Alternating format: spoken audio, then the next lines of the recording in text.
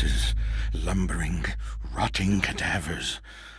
What contrivance could have wrought this abomination? Disease, science, blasphemous occult rituals. How can something so dead, yet be so alive and hungry? They lust for flesh, human flesh, and feast upon all the sweet breads a man has to offer. These wretched creatures, these flayed corpses, wandering, decrepit, soulless vessels, content only to gnaw on human meat, to spill human blood, even headless, their hate for the living grew in propensity, flailing maniacally in their bloodlust, killing anything close. Neither the embalming salve of their wrappings nor the numbness of death could override the dominating madness that is Xenotarth, controlled, prodded into an existence by an incessant cacophony of voices penetrating every level of their psyches. These corpses are coerced into life, ambling, moaning, shrieking, rotted from within, worried apart by the ravening fish and parasitic fetor of their sunken graves.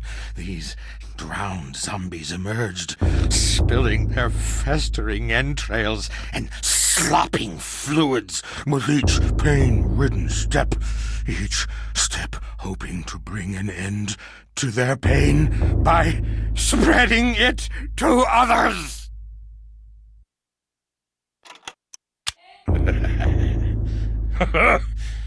There are worlds beyond this one, worlds as we've never seen.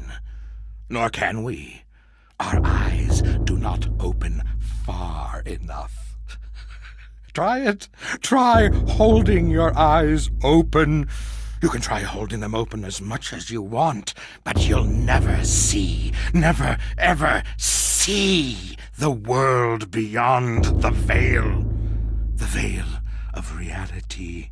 It's there to protect us from them, the ancients, the darkness, that which we cannot understand. Nor should we. Welcome the oblivion of ignorance, for to have knowledge is to be damned. They are amongst us. I knew they would come after me. Knew their devices, their depraved methods. Creatures wearing human skins as we wear clothes to cover their hideousness from our eyes, so they might consort insidiously with our species, infiltrating, manipulating, playing us against each other. Damn our eyes! We are blind to them. But I knew. Oh, yes, I knew. I knew they were there, plotting behind that door. One has to be careful. One must separate their heads from their bodies. And yes, fire is the key to purge their souls from this earth, sending them whimpering to their masters in the beyond. The devils inside the servant skulls were trying to kill me. They plotted behind doors locked and barred and planned the downfall of the human race. I took care of the ones around me, stopped their plans.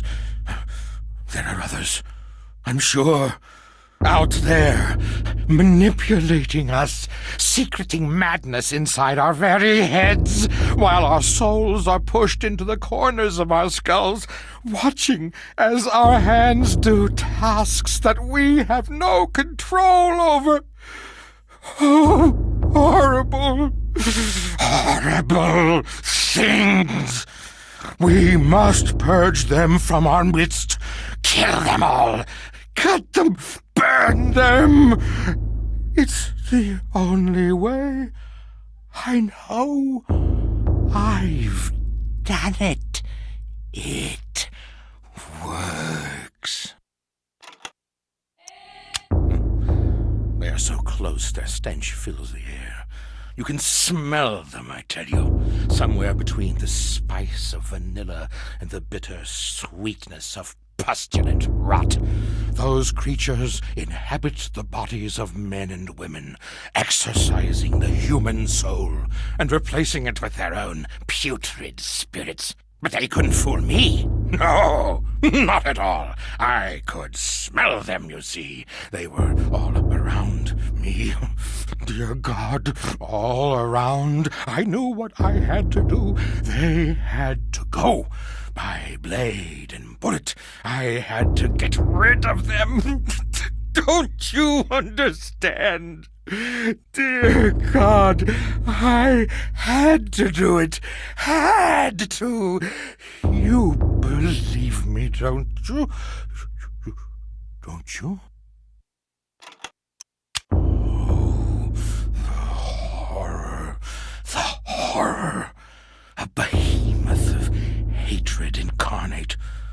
What manner of creature is that? A ton of flesh and sinew, wielding muscles thick as ropes strung onto claws that could crush stone and sever metal as though it were threshed wheat. Crushing, cutting. The walls shook with each step it took. Oh, the horror! An abomination. Its physiology remarkably abstract. No real organs or anything. It shouldn't work. But it did. And the mouths, those gnashing scythes of teeth.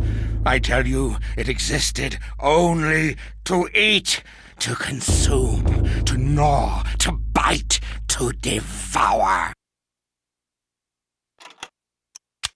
Eyes?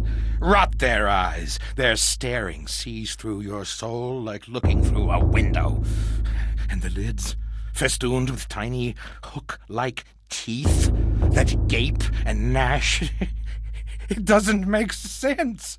No anatomy would form like that. But it has. Was it natural? How could it be? O unholy beast, thou must be killed, lest you corrupt my world. Have at thee! Have at thee! They have no eyes, but they can see, I tell you. No eyes. No eyes at all, but you can feel it looking at you. It stares through you like looking through empty air, and you can feel it raking your innards with their touch. The shiver of their senses combing your bowels through empty space. Oh, horribleness! They came from the darkness, chittering spider-like parasites infesting the city Enga. Enga! They killed the city's inhabitants, using them for food, for slaves, for play. In the city's last dark, doomed days, blood filled the waterways, drained upon the streets, a proud, mighty race, now nothing but bloody goblets of meat in the gutters. So it has been for eons. The Guardians, those eternal parasites, still swarm in that necropolis, feeding on those that live in ignorance many miles above us. Damn you, listen to me! They feed on us! The darkness comes. It will consume us all. We must fight them, or all is lost.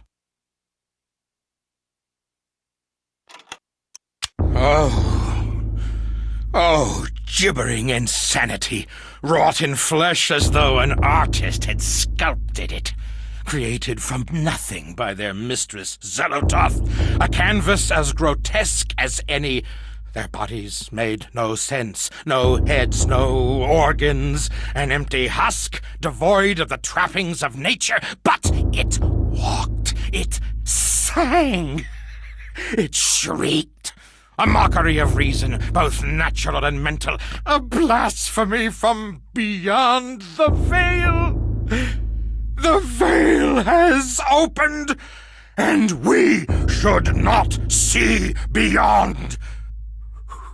We weren't meant to, never, ever meant to.